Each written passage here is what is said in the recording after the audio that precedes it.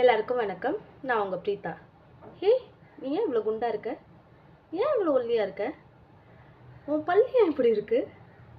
ஏன் உன் முடி இவ்வளோ ஷார்ட்டாக இருக்கு? நீ ஏன் சரியாக படிக்க மாட்ற? உனக்கு மூளையே வேலை செய்யாதா? அவ ஒரு பைத்தியம்டா அப்படின்னு யார் சொன்னாலும் சரி.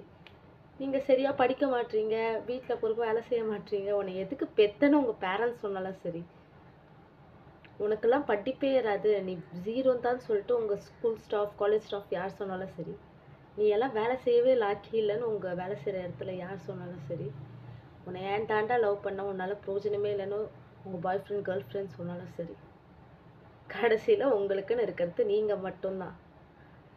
உங்களை நீங்கள் பத்திரமா பார்த்துக்கோங்க. அவங்களுக்காக இவங்களுக்காக ஓடுனதெல்லாம் போதும்.